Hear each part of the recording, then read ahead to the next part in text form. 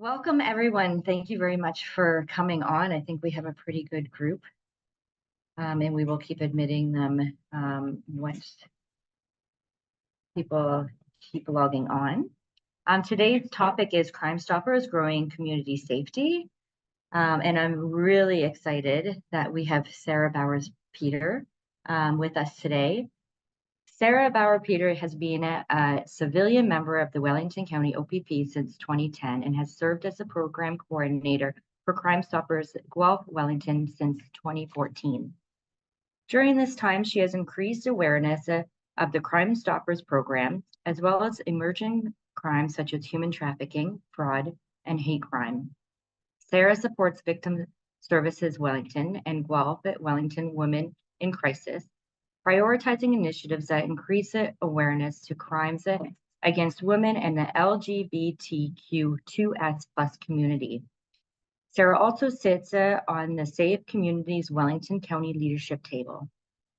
She works closely with Wellington County OPP and Guelph Police Service to increase awareness of all crimes, with a specialized focus on child exploitation, cyber safety, and how it relates to sex trafficking. Sarah is working with the Women's Trucking Federation of Canada to promote no human trafficking education and awareness campaign to increase the reporting of human trafficking through Crime Stoppers in Ontario and across Canada.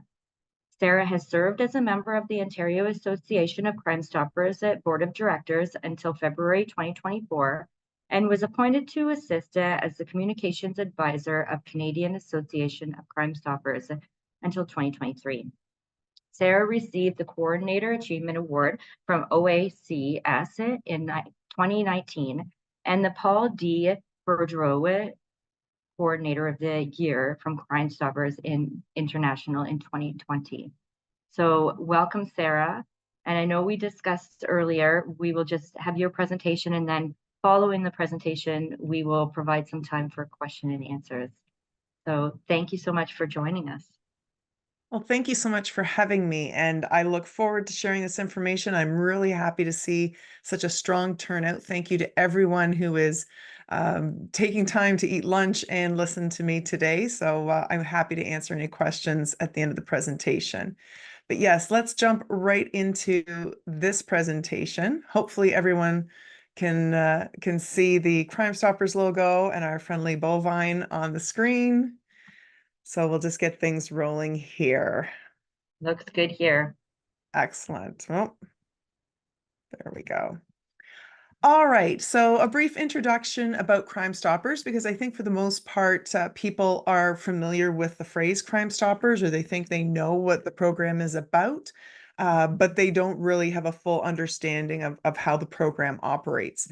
So Crime Stoppers was created in September of 1976, and this was an idea that came as a result of a robbery that evolved into a homicide at a gas station in Albuquerque, New Mexico. It was a 20-year-old male who was had switched shifts with a friend at the gas bar where he worked, and two individuals had come into the business, demanded cash from the till at gunpoint.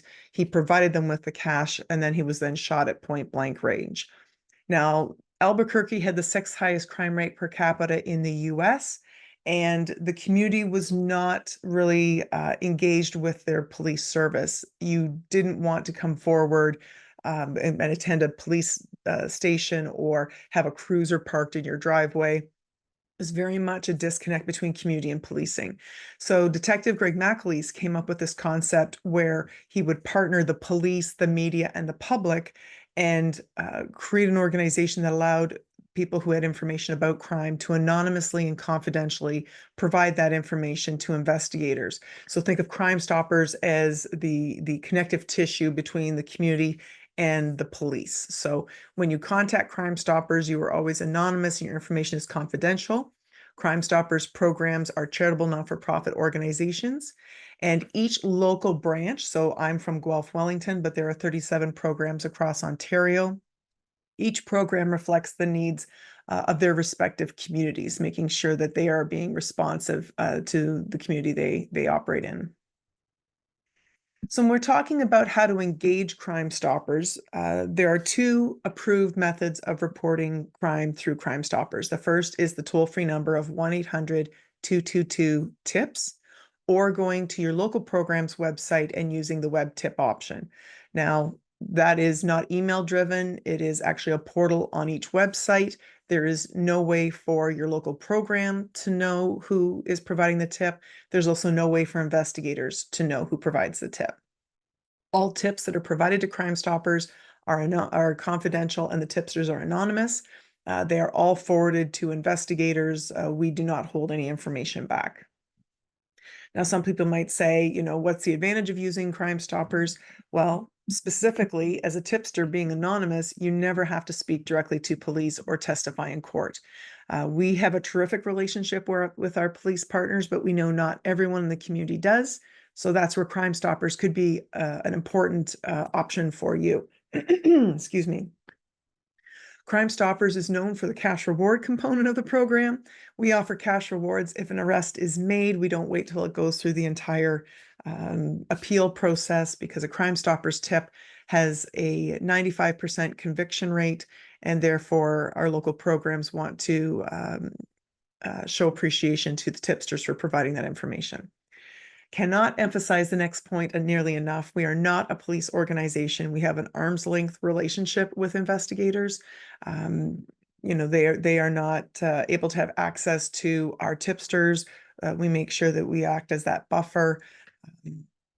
There's no way for us to have insight as to what's happening in an investigation. So again, trying to keep that arm's length relationship. We do have a volunteer board of directors. So these are individuals from our community that donate their time and talent to help be the governing bodies of our local Crime Stoppers programs.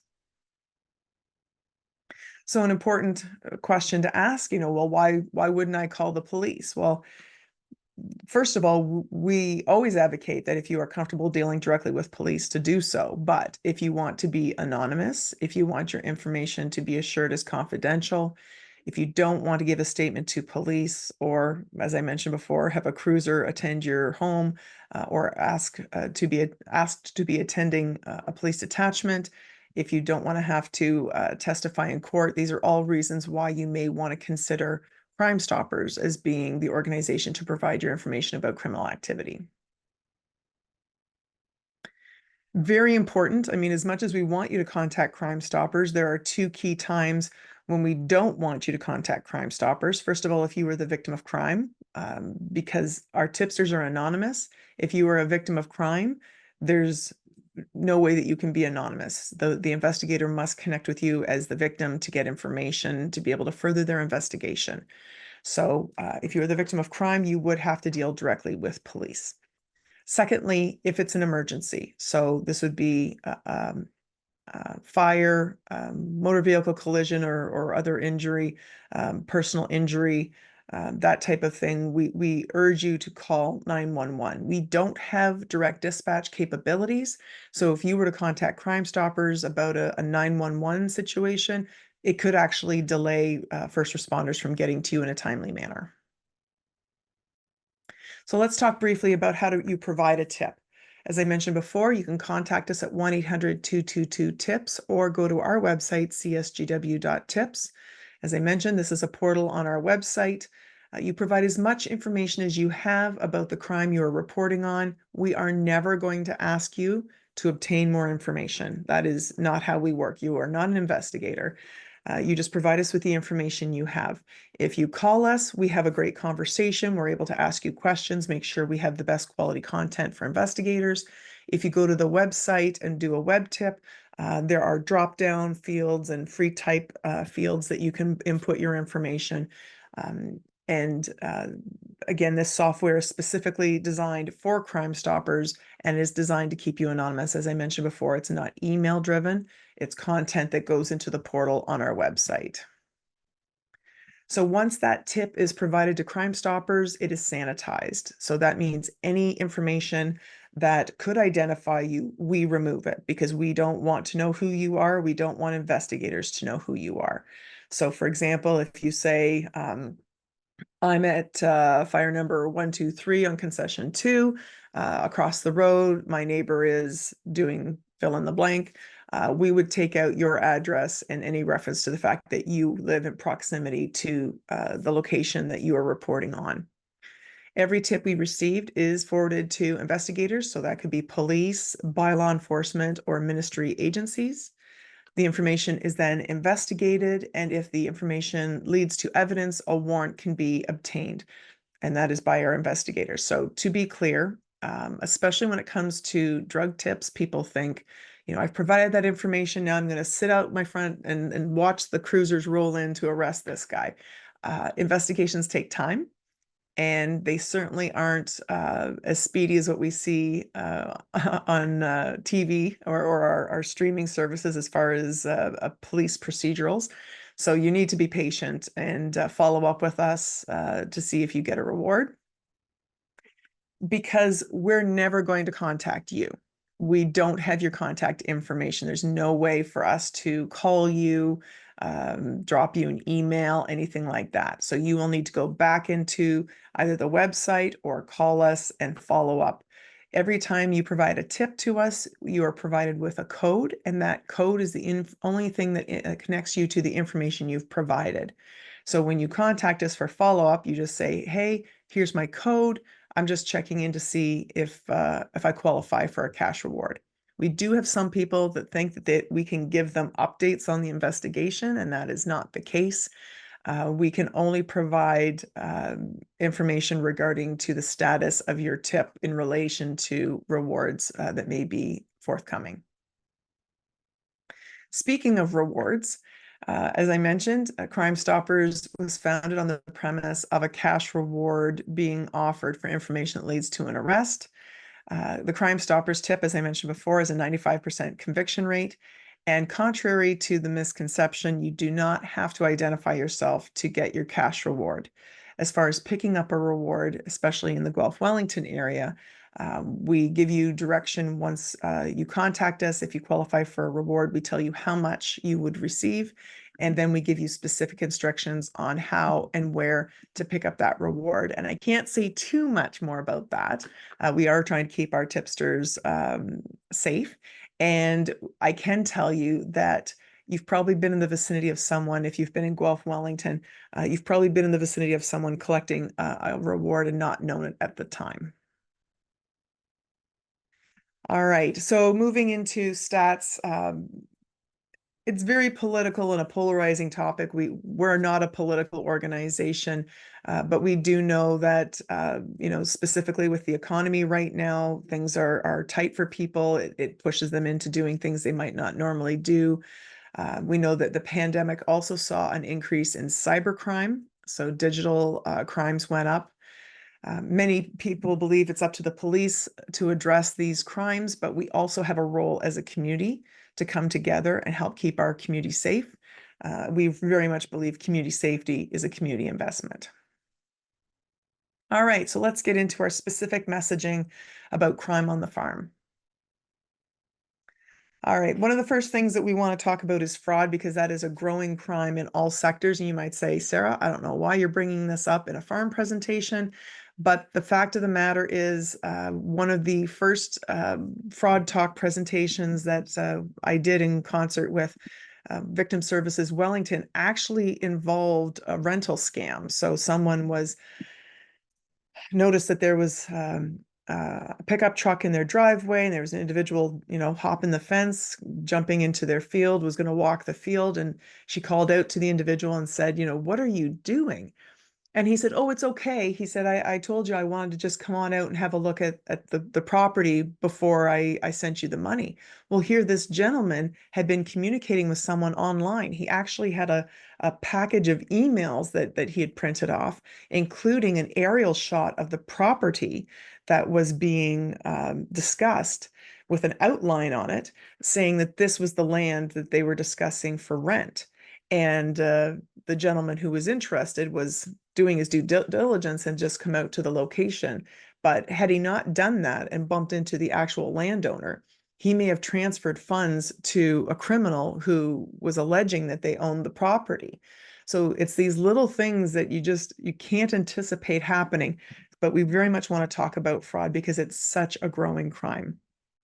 A lot of shame for victims is what's preventing victims from coming forward. And I know we've all been guilty of this, saying, well, how stupid could you be? And what a dumb thing to fall victim to. But the long and the short of it is these criminals are very clever, they are persistent, and they work just as hard at defrauding people as you folks do with your farming operation. So do not think for a minute that someone who has been a victim of fraud is stupid. It's absolutely a case of time and frequency and opportunity. And most victims of fraud are actually really good people that are trying to be kind or have been caught at a vulnerable moment.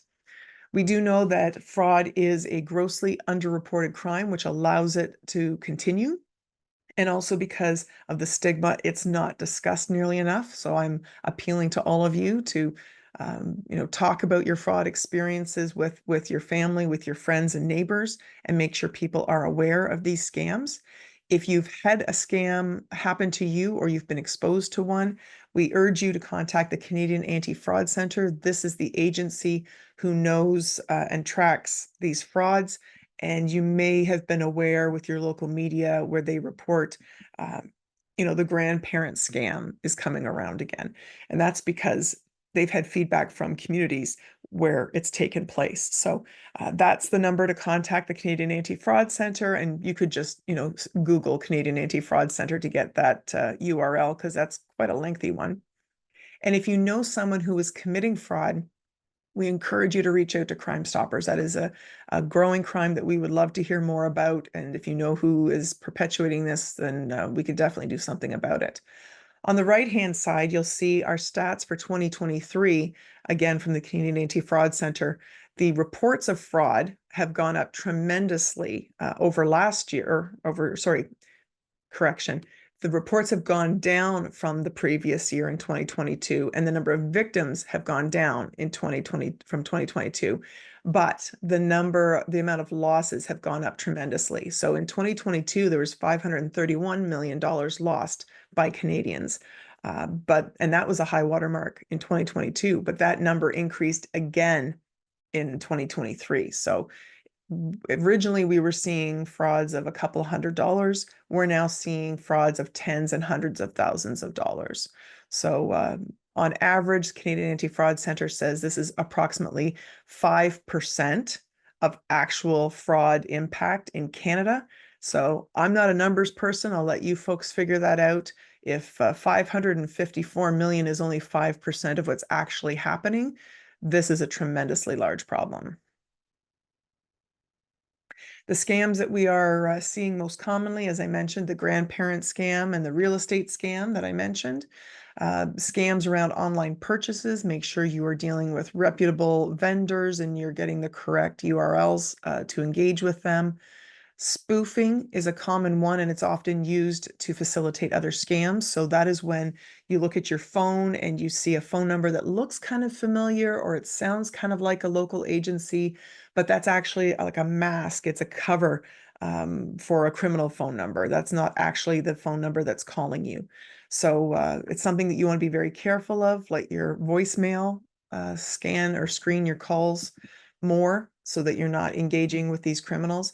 And even if they leave you a phone number saying, it's your Visa or your bank or what have you who's calling, look up your own phone number. Do not ever use the phone number that they leave for you on voicemail. Online marketplaces, again, they can be great for getting something at a bargain or selling something conveniently, but it also is riddled with people who are scamming, and people are losing a lot of money and product on these. Phishing, you want to make sure that you're watching for links that are coming through to you, and those will be either emails, texts, something that they want you to try and go to their site so that they can obtain access to your device, especially with online banking being as prevalent as it is. You want to make sure that you're keeping your devices as secure as possible. The non-existent vendors or buyers, you think you're engaging with someone, but it's a criminal and it's not a legitimate buyer. And sadly, there's been an increase in GoFundMe frauds where someone will create a GoFundMe to support, a family in need, a person in need, and community will come together to donate on behalf of this individual. But if they aren't being set up by authentic people looking to support the family, it's a quick and easy way to defraud people of their money, and the funds never get to the intended target. So we encourage you again, if you want to stop frauds and scams, you want to talk about your experience with them, remove the stigma, and give awareness to these crimes. There's a ton of supports out there for victims, which we can talk about briefly in a minute. Make sure you're dealing with reputable, known vendors. It might seem attractive to try something new, and if they're legitimate, that's great. But the last thing you want to do is turn over funds to someone who is frankly a criminal. You don't want to click on links in texts or emails, and these can look anything like a grant. You qualify for this grant, or you've got a problem with your bank account, click here. Don't ever click on those links. And if you have a conversation on the phone with someone, slow down the conversation. They're going to try and impress upon you that this is urgent and that it's very scary or someone's injured. You want to slow down that conversation. Don't send money or give any information about yourself to these people. Verify your information independently first. And again, report scams to the Canadian Anti-Fraud Centre. Theft, and this might be something someone in our audience has experienced firsthand, but again, due to right now the climate, our economy, the situation we have in society, there's an increase in thefts in all sectors of our community, but rural properties in particular are ideal targets for criminals with the low light, so easy for them to move around undetected. Low traffic, not as many people going by seeing them on the property, and therefore more time to commit the crimes. We've seen reports of theft of fuel, of tools, of equipment, animals, crops, fuel. Sorry, I got that in there twice. It's a lot of fuel, and firearms, which is very concerning, of course. Vehicles, tools, firearms are often used to commit other crimes. We've seen that with pickup trucks, stolen in one community and found several hours away. And that's another reason why we want to talk about making sure our vehicles are secured. If it's not bad enough that you lose your vehicle, knowing that that vehicle could facilitate crime against someone else is obviously distressing. And as I mentioned before, the economy impacts our crime rates for sure. This was something recent that I thought you might be interested in. You may have already heard about this, but if not, cattle rustling happening in nearby Quebec. This individual had been targeted for quite some time. The criminals had watched their patterns, knew when people were home, knew when people were away, and they rolled in and stole, I think, about 75 head of cattle from this farm, and he didn't even know until the next morning because everything was done so discreetly. So just another example of how criminals do their homework, and they're very good at what they do. And we need to take some steps to protect each other in the farming community. And you've probably heard the phrase lock it or lose it several times, which is a hassle. I know I grew up on a farm, so I know it's really easy to just jump off a vehicle and run to another vehicle, or, slip in for lunch and, leave the keys in it. But convenience for you is super convenient for a criminal. And that's really what we need to work on, is making it harder for the criminal.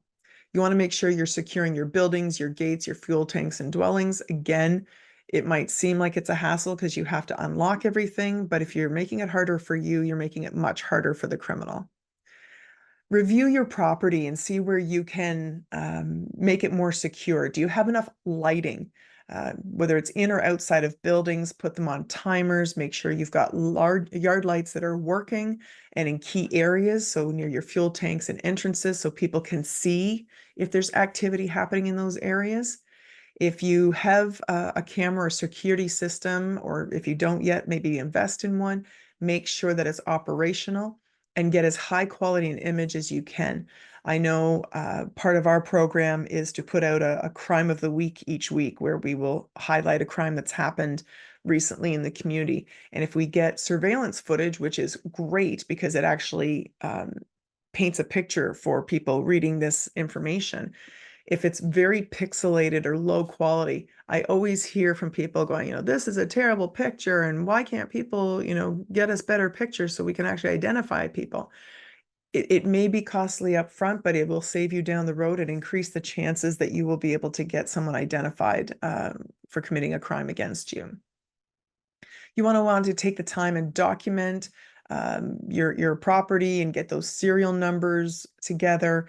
It saves investigators a lot of time and increases the chance of your property being returned to you if you can hand over a document or a file that says, this is the serial numbers, the model numbers, etc. It helps investigators tremendously. And you want to make sure you're monitoring your property regularly. And again, that's something that we can, take for granted. It's like, well, of course I'm out and about on my property and it's a working farm. I'm working it every day. But take the time to actually look at things that are going to keep your property secure. And the number of cattle that you have, the condition of your fuel tanks, things like that will show if there's been tampering or anybody that's been manipulating around your property. It's important information to have. Make sure everything is locked and systems are working, because it'll be one of those things where, well, I didn't know my security system had been down for 6 months because you hadn't checked it recently. And share concerns with neighbors. If you're like, hey, you know what? I have a feeling that, there's this pickup truck that keeps going by, or this van going by, this car going by. Have you guys noticed this? Like, let's kind of keep an eye on that and develop more of a sense of community as far as crime prevention is concerned. Now, this might be a topic where you're wondering why it would be included, but knowing that human trafficking is the second largest crime of growth in Canada, we need to understand that labor trafficking, especially in the agriculture sector, has increased. Sex trafficking is still ahead of labor trafficking, but we don't want to overlook what's happening with the labor sector.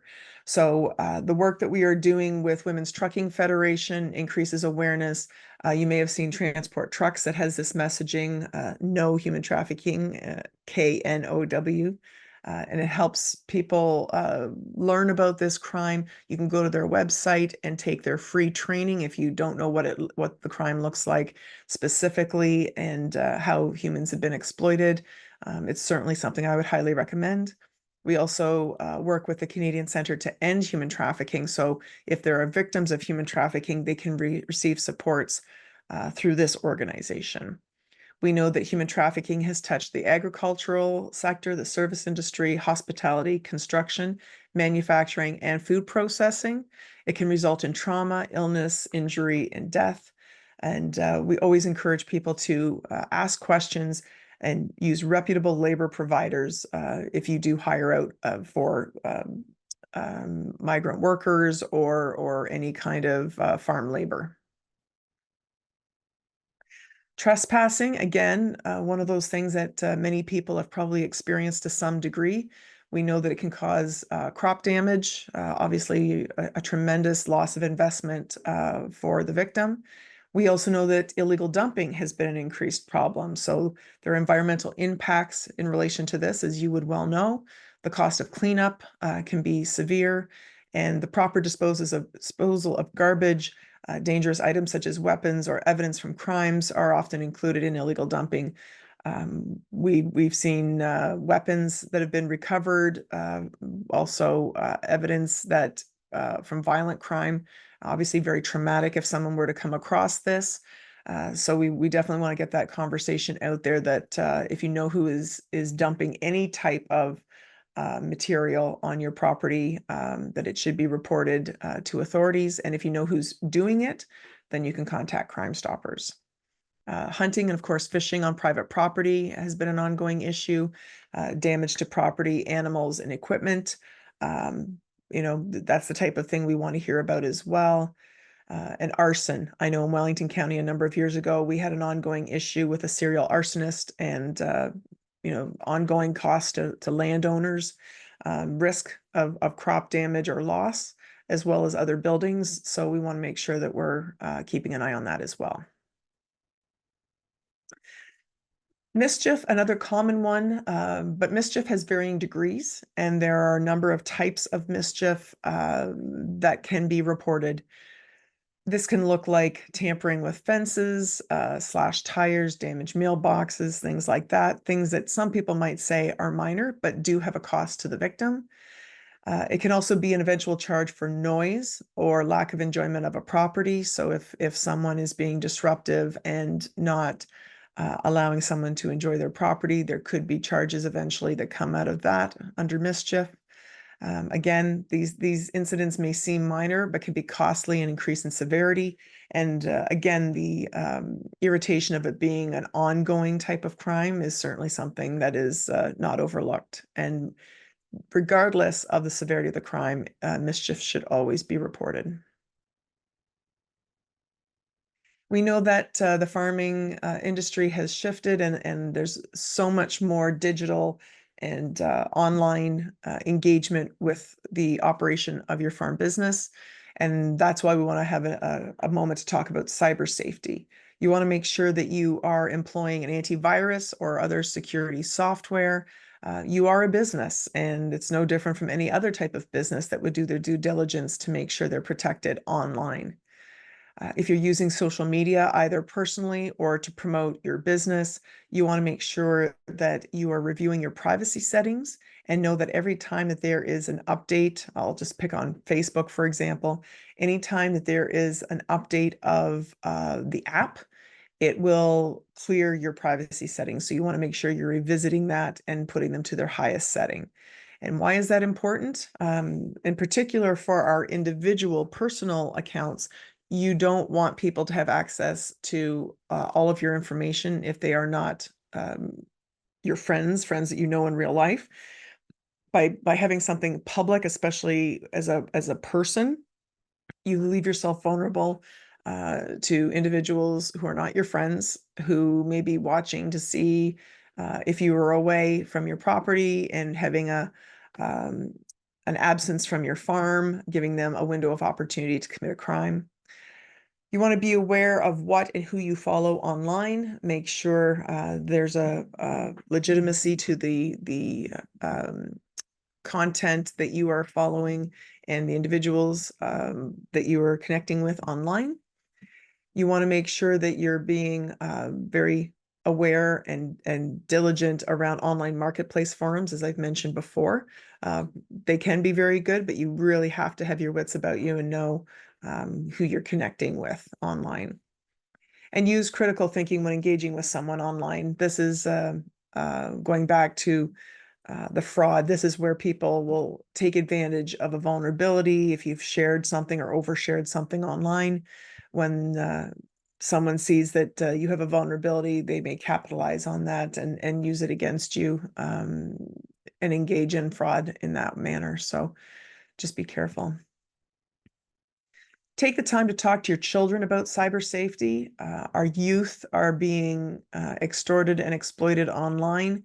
It's happening in increasing numbers. It used to be when I talked to kids in schools about cyber safety and who they engage with online, very few of them knew what I was talking about. Now, just as recently as like 3 weeks ago, when I was in a high school in Wellington County, and I was asking them about individuals who were requesting explicit images of them, they said it was commonplace.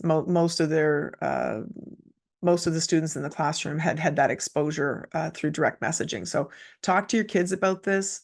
Try to be really level-headed and understanding of this. This is the world our kids live in now. The predators are going where the children are. It used to be back in the day that it would be, don't talk to strangers. Well, our kids are online and there's strangers all around them, especially if they don't have their privacy settings up where they should be. And these predators are looking for their kids on social media as well as online gaming platforms. Basically, anything online, any app online that has a direct messaging feature is being used to engage with children. So it's a big topic and certainly something we can't really get into too much more here today.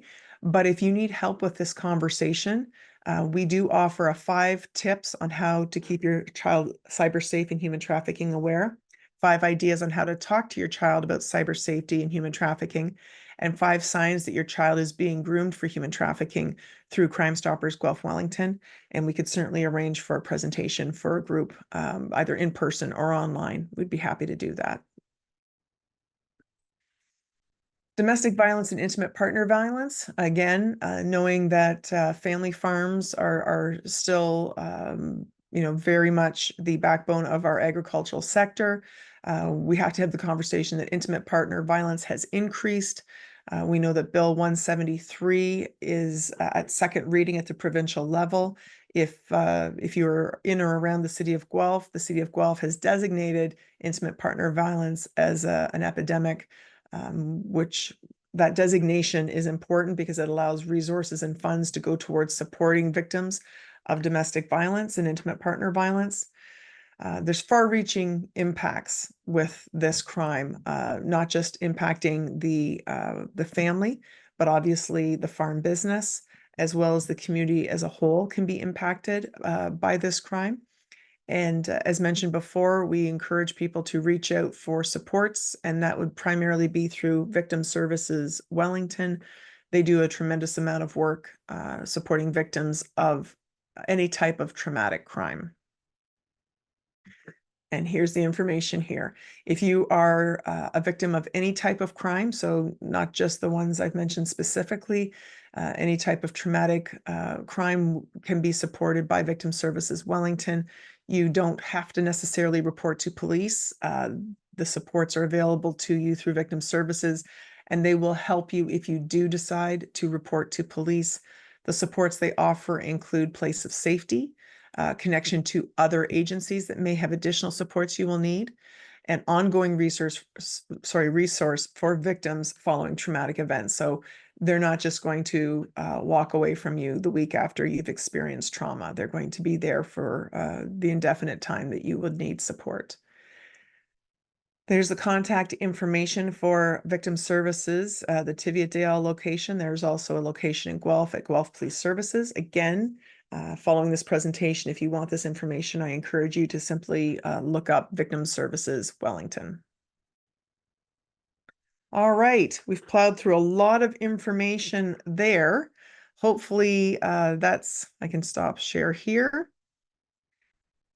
And hopefully if you have any questions, I'm happy to answer those, whether it's about the program or something that you've experienced and would like a little bit of direction on. So people can raise their hand if they have a question or write it in the chat. So that Victim Services, Sarah, that's Tividale and Guelph. What if they're nowhere near those areas? Then I would suggest you look up the Victim Services program for your area. So if you're Victim Services Oxford or Grey Bruce or wherever you are in the province, you should have a regional Victim Services program, and they operate the exact same way as the one in Wellington. Perfect. Good to hear. Yeah. It's a pretty quiet group. You covered a lot, and all that information was just fantastic. So thank you so much. Of course. We'll just wait a second. There might be some people writing in the chat or. Sure. And if there is no questions, then everyone can have a great afternoon.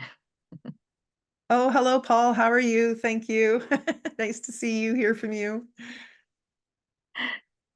We had OFA at the Ontario Association of Crime Stoppers annual conference a year ago. We hosted it in Guelph, and it was nice to have our speakers from OFA join us and have a table and a presence. It was very much well received. Okay. Oh, now we see them coming in. There is a question here. Do you have any information on CAM Safe, CAM Safe? I'm assuming you know what that is, and if it has helped solve crimes in rural areas. I think that's the name anyway, she says. Yeah, I'm not familiar with that organization. That might be through a police service. I'm not sure, but I'm not familiar with CamSafe. I'm sorry. Is there still neighborhood watches? So Neighborhood Watch in some communities is having a resurgence. Been it's one of those things where you kind of have to have someone in the community that will take the reins for it and get it reinvigorated. Um, it still exists, but it's an application process. If it doesn't already exist in a community, you have to get it created and apply for a local chapter type thing. Um, I don't know if it's necessarily as active as it was maybe like back in the 70s, but it does very much still exist, yes. There's another one that said something about stealing fence and stones and stuff like that. I'm assuming they can call Crime Stoppers if there's Yeah, if anything. you're the victim of a crime, we urge you to deal with police. If you know who is committing these crimes, then you can report that to Crime Stoppers. Again, if you don't want to get involved in a court case, that type of thing, you know, that's where you would contact us. If you are a victim, if someone has stolen fencing or any other property of yours, you would have to deal directly with police. That's kind of the line in the sand for us. Okay. All right, last call for questions. Pretty quiet group today. I think you covered a lot in your presentation. I think that's why. Maybe overwhelmed with information. I apologize if it was too much. I really feel very much that Crime Stoppers can serve a purpose for any organization and that we can customize our messaging really for any sector. So when this opportunity came, I was really excited because I can see applications for, the farming community, the agricultural community for sure. Mhm. And I loved how you covered also cyber, because that's definitely an issue in agriculture and Hmm. anywhere, right? Like, Yeah, for sure. can you share examples of what you've seen occurring on farms? Sure. So aside from the example I gave about someone literally trying to take the rent from land that was not theirs to lease, we've seen tons of trespassing, a lot of illegal dumping, and what was the other? Oh, um, sorry, I just had it and it popped in. Oh, so, and again, I know many people on this call will probably identify with this. If it hasn't happened to you, you may know of another operator that it's happened to because of social media. And you get people that are like, oh, look at the cute cows, or oh, look at the canola field. Or, they don't know what's canola. They just see yellow flowers, right? Or sunflower fields or whatever. They don't really understand that it's a case of a crop that has value, that is a tremendous investment for a business.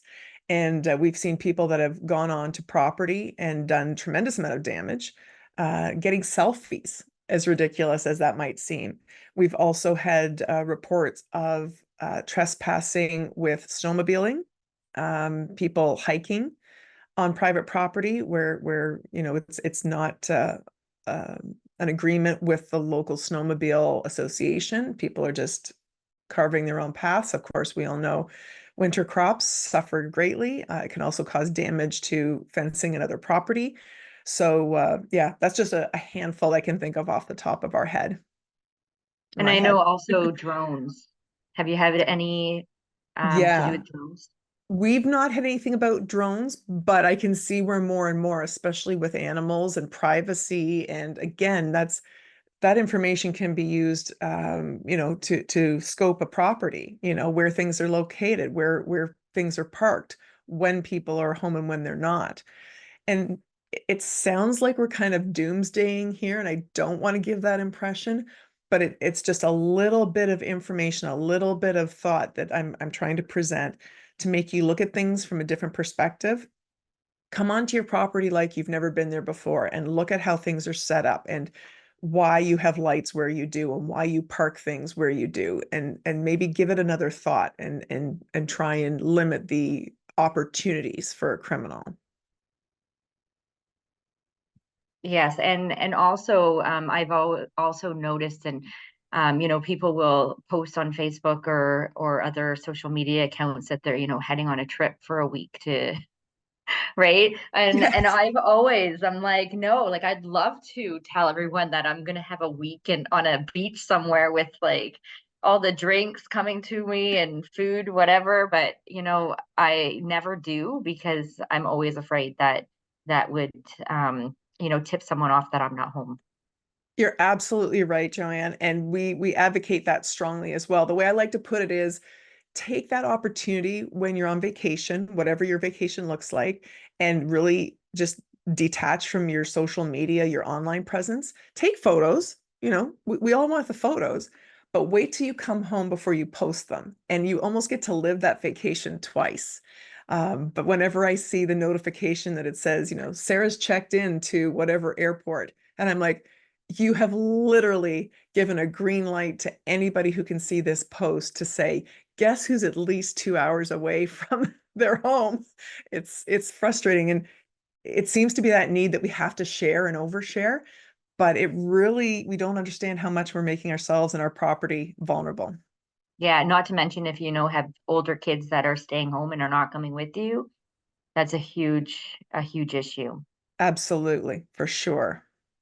Do the police really follow up, I guess, mischief reports? We've had a spree of community or in the community where someone was destroying mailboxes, and she didn't think Okay. that the police was following up.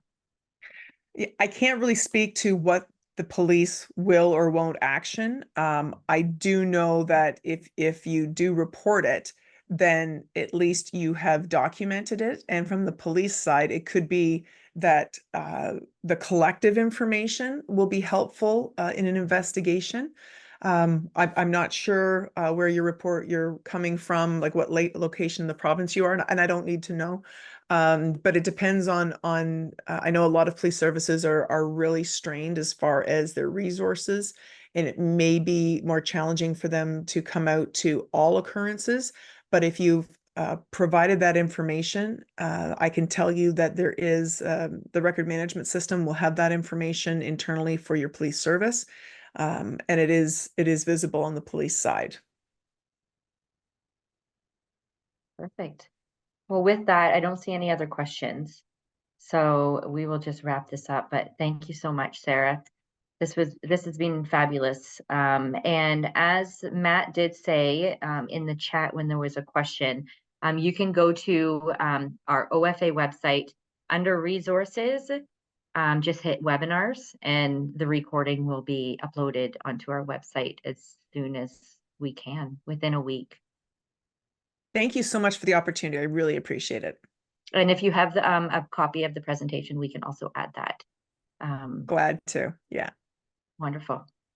Perfect. Seeing no other questions, we will just wrap up this meeting. Thank you so much. Thank you.